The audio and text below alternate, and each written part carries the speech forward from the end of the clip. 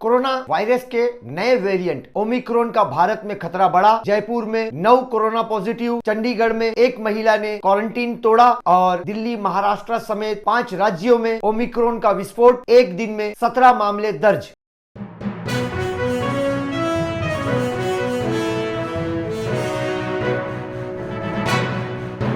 मैं अफराहिम मीर, आज का महानगर में आपका स्वागत है। ओमिक्रॉन ये कोरोना वायरस का नया वेरिएंट है। सबसे पहले विश्व में ये दक्षिण अफ्रीका में पाया गया। कोरोना वायरस के इस नए वेरिएंट ओमिक्रॉन का अब भारत में भी खतरा बढ़ता जा रहा है। देश में कोरोना वायरस के इस नए वेरिएंट ओमिक्रॉन के मामले दिन पर दिन बढ़ते दिखाई दे रहे हैं। बीते दिन रविवार के रोज 17 नए केस पाए गए, जिसके बाद अब भारत में ओमिक्रॉन वेरिएंट की संख्या 21 बताई जा रही है। रविवार के रोज दर्ज किए गए 17 मामलों में 9 मामले राजस्थान की राजधानी जयपुर से है, 7 महाराष्ट्र के पुणे व अन्य स्थानों से मामले दर्ज हुए हैं। एक मामला दिल्ली में दर्ज हुआ है। राजस्थान के चिकित्सा सचिव वैभव गालरिया ने बताया कि संक्रमित लोगों की जीनोम सीक्वेंसिंग से 9 लोगों को कोरोना वायरस के नए स्वरूप ओमिक्रॉन से संक्रमित होने की पुष्टि हुई है। वहीं महाराष्ट्र के स्वास्थ्य अधिकारी ने पुणे जिले में कुल मिलाकर महाराष्ट्र में 7 लोगों के ओमिक्रॉन से संक्रमित होने की पुष्टि की है। राजस्थान के जयपुर में जो 9 लोग संक्रमित पाए गए, बताया जा रहा है कि वो एक ही परिवार के लोग हैं। उनमें से 4 लोग दक्षिण अफ्रीका से लौटे थे। महाराष्ट्र में भी 30 लोगों के सैंपल को जीनोम सीक्वेंसिंग के लिए भेजा गया है। वहीं दक्षिण अफ्रीका से लौटी 29 वर्षीय एक महिला, जिसे 1 दिसंबर को क्वारंटीन किया गया था, परंतु वो 2 दिसंबर को क्वारंटीन का नियम तोड़कर 5 स्टार होटल चली गई। अधिकारियों ने महिला के विरोध में सख्त कार्रवाई करने की बात कही है। साथ ही होटल के सभी स्टाफ का तुरंत टेस्ट करवाने के निर्देश भी दिए हैं। हालांकि चंडीगढ़ में लौटी ये महिला का रिपोर्ट भी नेगेटिव आया था, परंतु गाइडलाइन के आधार पर उसे 7 दिन तक क्वारंटीन में रहना था। इसी प्रकार से कर्नाटका के बेंगलुरु में भी 2 लोगों की ओमिक्रॉन से संक्रमित पुष्टि हुई है। कर्नाटक के स्वास्थ्य मंत्री डॉक्टर के सुधाकरन ने बताया कि दक्षिण अफ्रीका में ओमिक्रॉन मिलने के बाद 57 यात्री बेंगलुरु लौटे थे, जिनमें से 10 अब भी गायब है। इन 10 यात्रियों को ट्रेस नहीं किया जा रहा है। इनके फोन भी बंद आ रहे हैं। इसी तरह तमिलनाडु में भी विदेश से लौटे 3 यात्री कोरोना पॉजिटिव पाए गए हैं। इनमें से एक बच्चा है। राज्य के स्वास्थ्य मंत्री M.A. सुब्रमण्यम ने बताया कि एक व्यक्ति सिंगापुर से त्रिचुरापल्ली लौटा था, जिसका रिपोर्ट पॉजिटिव आया था। वहीं एक बच्चा और उसके परिवार के सदस्य यूके से चेन्नई लौटे थे, वो भी संक्रमित मिले हैं। इन तीनों यात्रियों को आइसोलेट कर दिया गया है। साथ ही इनके सैंपल जीनोम सीक्वेंसिंग के लिए भी भेज दिया गया है। सैंपल की रिपोर्ट आने के बाद ही पता चलेगा कि इन्हें ओमिक्रॉन है या नहीं। ओमिक्रॉन के खतरे को देखते हुए पश्चिम बंगाल और जम्मू कश्मीर में भी सत्ताधारी सरकार द्वारा गाइडलाइन जारी कर दी गई है। इसी प्रकार से महाराष्ट्र के स्वास्थ्य अधिकारियों ने बताया कि ओमिक्रॉन वेरिएंट की मौजूदगी का पता लगाने के लिए 30 लोगों के सैंपल जीनोम सीक्वेंसिंग के लिए भेजे गए हैं। इनमें से 14 को